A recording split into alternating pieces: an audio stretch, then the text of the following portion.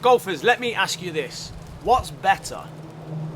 No change or a slow change?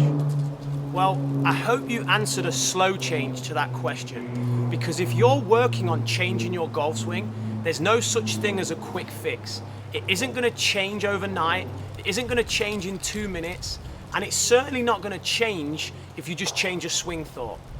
If you want to change your golf swing, you have to put effort into not only what you practice, but where you practice and how. So, I'm going to take you through a training session that you can all do if you're willing to go on the golf course and play 9 holes.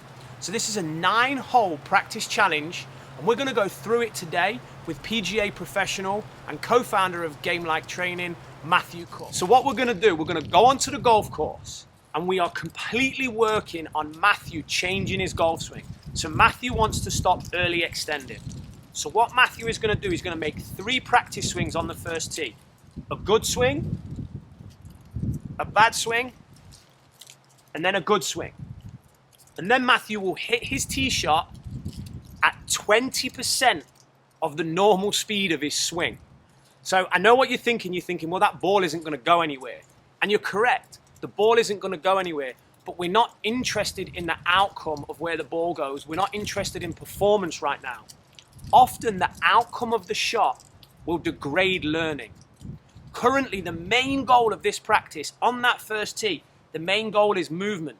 So if Matthew executes the 3 practice swings effectively and then sticks to 20% speed and hits the ball with the movement that he wants to make, he will be rewarded with a 280-yard drive right down the middle. If he doesn't stick to the movements at 20% speed, or he fails, he has to hit the ball from where it finished. So the rules of this game, the constraints, are really trying to get you to focus on making the correct movements and ignore the outcome of the shot. So then on the approach shot, Matthew will do the same. Good swing, bad swing, good swing, and then he'll hit the shot. And if he commits to the correct movements and makes it at 20% speed, he'll be rewarded with an automatic 4-foot birdie putt, no matter where the ball goes. If Matthew breaks discipline and swings it too fast, or he early extends, he will have to play the ball from where it lies. Now, if Matthew holds the 4-foot putt, he's succeeded. So on the next hole, what we do is we add 10%. So Matthew will go through the same on the tee, good swing, bad swing, good swing, and then he'll hit the ball at 30% speed. And then he'll play this hole, the same rewards apply. If he makes birdie on this hole, and it's all based on movement, he will then increase his speed by 10% again. So ultimately, what we're talking about here is when we get to sort of the 7th, the 8th hole, Matthew hopefully is making the 3 practice swings, and then he's over the ball and he's adding more speed. So his swing is starting to change, he's starting to learn. But at some point, we would expect the movement to break down. Now, when that happens, when the movement breaks down, Matthew will have to play the ball from where it lies, which can be pretty funny. It probably rules out him making a birdie. And what he'll do is on the next hole, he will have to regress. He will have to take 10% off. So you're going to play 9 holes, good swing for the practice swing, bad swing for the practice swing, good swing. Then you're going to hit the ball starting at 20% speed. If you are successful, you'll go up in increments. Wherever it breaks down, you will then regress. So that's enough for me explaining the game. Let's go check out Matthew do this on the golf course. Okay, so I'm out here with Matthew Cook, PGA Pro and co-founder of Game Like Training, and he has decided to take on the 9-hole Change Your Golf Swing Challenge. Now remember, it's not about what you're trying to change in your swing. It's how you're trying to do it, and also where. So we're out on the golf course because we know that being out here trying to make a slow change is going to be more effective than a quick fix. The quick fix does not exist, so this challenge will help you finally make that swing change stick. So Matthew, what are you working on in your golf swing? Okay. Pelvis moves towards the ball in my downswing. Yep. It's not necessarily because I don't have enough strength to stop that, but it's just what I've been learning for so long. Just kept. Awesome. So what Matthew's going to do, we're working on early extension. So Matthew will make 3 practice swings. So the first practice swing, Matthew, if you fire away, this will be the swing that he wants to make. So that's the swing he wants to make. Now, Matthew, make the move that you're trying to move away from. And now make the swing that you want to make. Now Matthew will hit this ball at 20% of his normal swing speed. And if he makes the move he wants to make, and he commits to the 20% swing speed, he will be rewarded by being able to pick the ball up and move it 280 yards down the fairway. So let's see how disciplined Matthew is in making this move. There we go. So that was really good. So we're going to drive, get that ball, and move it to 280 yards down the middle of the fairway. So we move Matthew's ball 280 yards down the middle. Matthew, what distance do you have left? I've got about 140 yards. So Matthew's got 140 yards. What club do you have? 8 iron. He has 8 iron. Now this has no chance of getting to the green because the same rules apply. But remember, outcome of where the ball goes will degrade your learning. It will take your focus away from what you're trying to do. So we can see here now Matthew's going to have 3 practice swings. First practice swing will be the move that he wants to make. Then the next one will be the move he doesn't want to make. The final one will be the move he wants to make. And if he hits this ball with 20% swing speed, with the move that he wants to make, he will be rewarded with a 4-foot putt. We are trying to take outcomes out the equation and help golfers focus on their movements in the context of the golf course.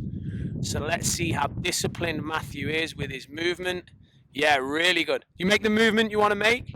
You can feel more control of the pelvis. There we go. So now Matthew will pick that up. He'll move it to 4 feet. And if he makes the 4-foot putt on the next hole, he will increase from 20% swing speed to 30%. So let's see how he gets on. So if Matthew makes this on the next hole, he will be allowed to graduate speed. Remember, he hit a driver at 20% speed successfully. He hit an approach at 20% speed successfully. So auto 4-foot putt for birdie. And now the next hole, 30% speed. Good job.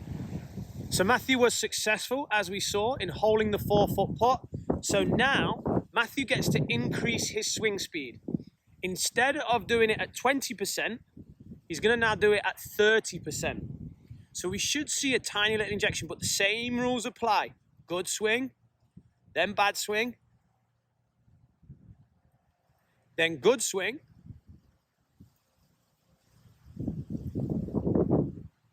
so awesome job there. Now, this one will be hit at 30% speed. It will hardly be any different, but you're just injecting that little bit more speed into the movement, so you're getting closer to your real swing.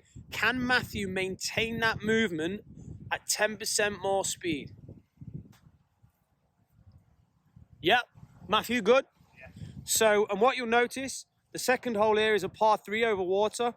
So we took Matthew to somewhere he's quite accustomed to, which is the ladies' tees, to play this shot.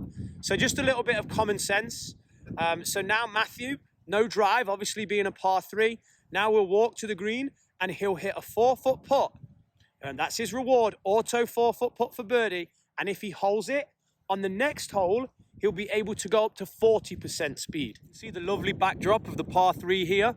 So Matthew was awarded auto 4-foot putt for birdie because he executed the movements that he wanted to on the approach shot, 30% speed. So even though his ball only went about 30 yards, auto 4-foot putt for birdie, because we're basing the birdie putt on the movement, not on the quality of the shot. Don't let the outcome of the shot degrade your learning. That's the whole purpose of this task. So now, Matthew was successful on hole number 1, Successful on hole number 2. Let's see how he gets on hole number 3. So here we have Matthew on the 3rd hole. So he's now at 40% speed. Started on 20, was successful, then 30, now he's at 40. So we should see a little bit more injection of speed. So he's going to make a good practice swing, focusing on his pelvis.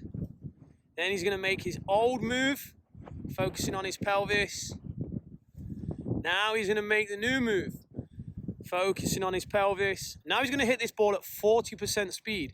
So think about that. This is twice as fast as the first tee shot. And it's this kind of discipline in the context of the golf course that's going to help you change your swing. So will Matthew be successful, or will the move break down? Let's find out. What do you think, Matty? There we go. Success. So Matthew will now be rewarded with an approach shot. We'll move the ball down the fairway to a great position, probably about 280 yards where he'd normally hit it, and he'll hit that approach shot. Same rules apply. And if he hits the approach shot well, auto 4-foot for birdie. So due to the success of the movement of the golf swing on the tee shot, Matthew has moved his ball, and now he's going to hit his approach shot. Now his approach shot is very unlikely, well, almost impossible to reach the green because he's only swinging at 40%. But if he makes the move correctly, he will be rewarded with an automatic 4-foot birdie putt. So Matthew's making the good swing, then the bad swing, then the good swing, and then he's going to hit the golf ball at 40% speed. Now, if the movement was to break down here, or if Matthew was to miss his 4-foot birdie putt, then he would not be allowed to add speed on the next hole. He would actually have to take 10% off. It broke down. So Matthew felt like his pelvis early extended there. So when he goes to the next hole, he will now, instead of progressing up to 50% speed, he'll have to revert back to 30. The goal of this game is by sort of hole 7, 8, 9 to be swinging at full speed, but really, really be aware of your movements.